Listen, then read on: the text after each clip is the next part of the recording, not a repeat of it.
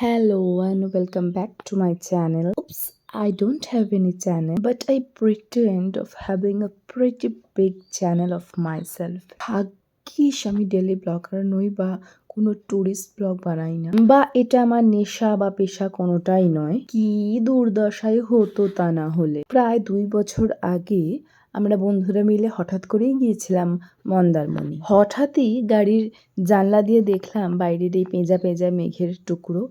আর video করার লোভটা সামলাতে পারিনি। কিছুটা রাস্তা যাওয়ার পরে আমরা গিয়েছিলাম টিফিন করতে। লুচি ঘুগনি খেয়ে চোখের পাতা দুটো একটু বন্ধ করেছি কি, চোখ খুলতেই দেখি সামনে সমুদ্র। মানে মন্দারমণি এসে গেছি। যদিও এটা কোনো ব্র্যান্ড প্রমোশন নয়, কোনো কোলাবোরেশন নয়, তারপরেও বলছি আমাদের রিসর্টটার নাম ছিল কিস অফ সি। সম্ভবত সমুদ্রের সব থেকে কাছের রিসর্ট হওয়ার কারণে মাঝে মাঝে সমুদ্রের জল রিসর্টের মধ্যেও চলে আসে। আমরা যে সময়টায় গিয়ে পৌঁছেছিলাম সেই সময় পুরো জোয়ারের সময়, আর জলটা ভীষণ রকমের উত্তাল হয়ে গিয়েছিল সেই সময়। রিসর্টে আমাদের যে রুম তার একদমই সামনে ছিল একটা সুইমিং পুল, যেটা ভীষণ শান্ত ছিল, এবং আমরা সবাই মিলে সেই শান্ত সুইমিং পুলটাকে অশান্ত করার জন্য একেবারে উঠে পড়ে লেগেছি।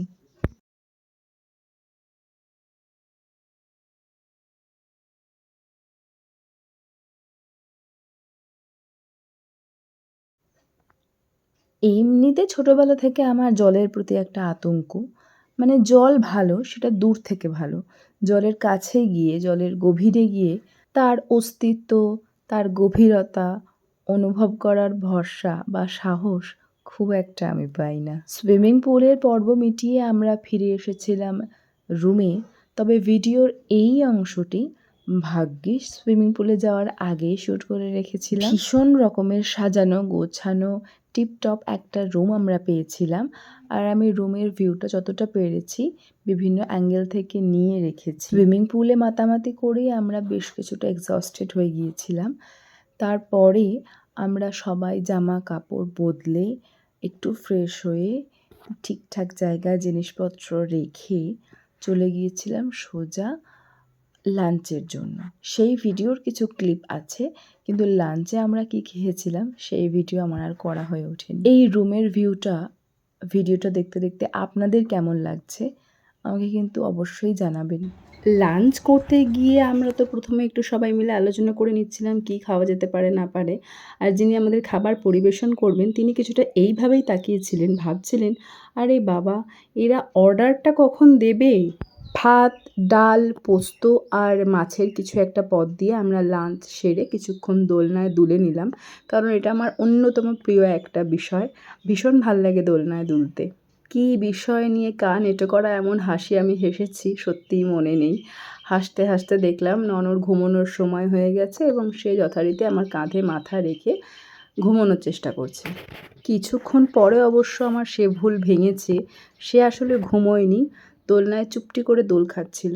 নন তখন ছিল খুবই ছোট। ভাগ্যিস এ সমস্ত ভিডিও করে রাখা, ভাগ্যিস এ সমস্ত মুহূর্ত তুলে রাখা। ছোট থেকে বড় হতে হতে মুখের আদল চেঞ্জ হয়ে যাওয়া, সব কিছু কত তাড়াতাড়ি বদলে যায়। বিকেল হতেই আমরা সবাই রেডি হয়ে গিয়েছিলাম তো বটে, but was little bit confused যে আমরা কোথায় যাব। তারপর ভাবলাম যে একটু সি বিচেই যাই, লাল কাঁকড়াগুলো দেখে আসি। যত লাল কাঁকড়ার কাছে আমরা যাচ্ছিলাম কাঁকড়াগুলো ততই গর্তের মধ্যে তাড়াতাড়ি গিয়ে লুকিয়ে ঢুকে পড়ছিল। বন্ধু কালা পাখি আমি যেন কি বসন্তকালে তোমায় বলতে পারিনি। সাদা সাদা কালা কালা রং জমেছে সাদা কালা, সাদা সাদা কালা কালা রং জমেছে সাদা কালা, হয়েছি আমি মন পাগলা বসন্তকালে। তুমি বন্ধু কালা পাখি আমি যেন কি বসন্তকালে তোমায় বলতে পারিনি। এই কাঁকড়াটা ফোকাস করো।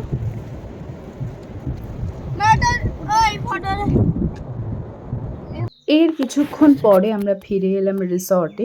তারপর দেখলাম ননকে নিয়ে ননর এক মিমি ভীষণ নাচানাচি করছে। আমি একটু রিল্যাক্সড মোডে ছিলাম সেই সময়টায়, কারণ তখন ননর দায়িত্ব আমাকে নিতে হয়নি। আর আমার খুব ভালোও লাগছিলো, এনজয় করছিলাম বলে আমি এই ভিডিওটা করে রেখেছিলাম। ভাগ্যিস, আবারও বলি, আমি 2 বছর পরে এই ভিডিও বা এই ব্লগ বানাবো সেটা আমি ভাবতেও পারি না, কিন্তু ভিডিওগুলো ছিল তাই একটু কাজে লেগে গেল।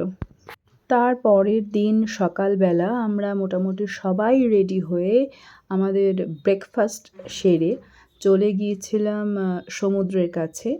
সেখানে গিয়ে কী হলো চলুন দেখা যাক। ননর এটা দ্বিতীয়বার সমুদ্র দর্শন। সে তার বাবার হাত ধরে বারবার সমুদ্রের জলে পা রাখছিল, পা ভেজাচ্ছিল, বাবাকে অনেক প্রশ্ন করছিল।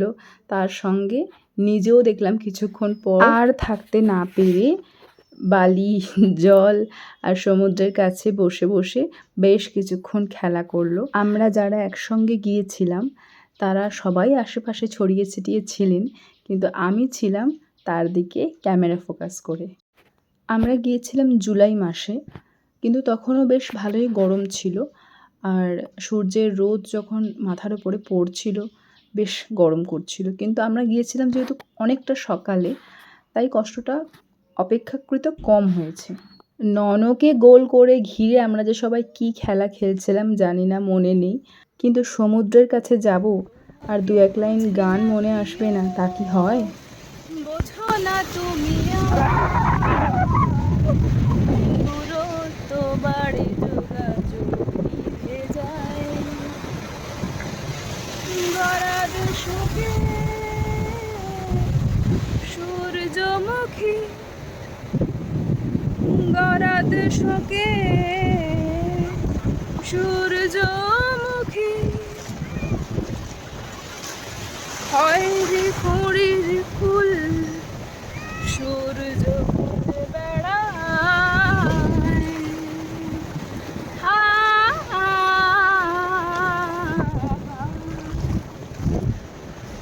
আহা। এরপরে আমরা আবার রিসর্টে ফিরে লাঞ্চ করে সবাই মিলে একটু ঘুমিয়ে নেওয়ার চেষ্টা করছিলাম, কারণ আমাদের বিকেলবেলা ছিল অন্য একটা প্ল্যানিং। সে প্ল্যানিং তো হবে, কিন্তু যখন দেখলাম ননো খেয়ে দিয়ে ঘুমিয়ে গেছে তখন আর কি নিজে নিজে বসে বসে আরেকটু গান গেয়ে নিলাম, কারণ আমার সবথেকে প্রিয়, সবথেকে ভালোবাসার জিনিসটা সেই মুহূর্তে করতে ইচ্ছা করছিল। তোমায় বলতে পারিনি, তুমি বন্ধু কালা পাখি, আমি যেন কি বসন্তকালে তোমায় বলতে পারিনি, সাদা সাদা কালা কালা রং জমেছে, সাদা কালা, সাদা সাদা কালা কালা রং জমেছে, সাদা কালা হয়েছি আমি মন পাগলা, বসন্তকালে তুমি বন্ধু কালা পাখি, আমি যেন কি বসন্তকালে তোমায় বলতে পারিনি। এতক্ষণে নিশ্চয়ই এটা ক্লিয়ার হয়ে গেছে যে আমার গানের আওয়াজ শুনে সে উঠে পড়েছে এবং বারবার মুখে হাত দিয়ে দেখানোর চেষ্টা করছিল তার নাকি খিদে পেয়েছে, এবং আমার একটু রেসপন্স করতে দেরি হওয়ার জন্য সে যথারীতি ভীষণ রাগও করেছে। তাকে টিফিন করিয়ে আমরা আবার রেডি হয়েছিলাম দীঘার উদ্দেশ্যে। হ্যাঁ, সেদিন সন্ধেবেলায় আমরা সবাই মিলে গিয়েছিলাম দীঘায়। গিয়ে বেশ ভালোই লেগেছে। এটা ঠিক যে ভিড়টা একটু বেশি ছিল, কিন্তু বেশ কিছু টুকটাক জিনিসপত্র কেনা, টুকটাক খাওয়া দাওয়া করা, এসব করে সন্ধে বেশ গাঢ় হলে আমরা আবার ফিরে এসেছিলাম রিসর্টে। এটা হচ্ছে যাওয়ার সময়ের ভিডিও। মাঝে কিছুটা পাথর, কিছুটা জলের কাছে গিয়ে আমরা আবার বেশ কিছুক্ষণ ছিলাম। সেই জায়গাটা ছিল একদমই শান্ত ও নিরিবিলি। আমাদেরকে ড্রাইভার দাদা বলেছিলেন ওখানে কিছুক্ষণ বসার জন্য। দীঘা গিয়ে খুব বেশি কিছু ভিডিও আমার তোলা হয়নি সেদিন। ভিডিও না থাকলেও বেশ কিছু ছবি তো আমি তুলেছিলাম। এখন সেগুলোর মধ্যে থেকেই প্রিয় প্রিয় বেশ কিছু ছবি আমি এই ভিডিওটার সঙ্গে অ্যাটাচ করে দিলাম। আমার মনে হয় এই ভিডিওটা আমি যতবার দেখব ততবার আমার এই মেমোরিটা রিকালেক্ট করতে অনেক অনেক বেশি সুবিধা হবে, ভালো লাগবে।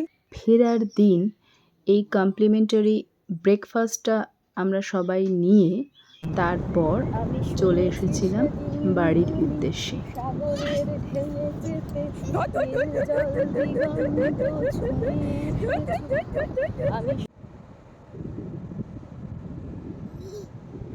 তুমি বালিটা নিয়ে গায়ে দিয়ে দিচ্ছ, আবার দাও আবার দাও, একটা হাম্পি দাও, একটা হাম্পি দাও। এই যে ভিডিও ভিডিও এই দেখো দেখো ননো ভিডিও তো দেখো ভিডিও।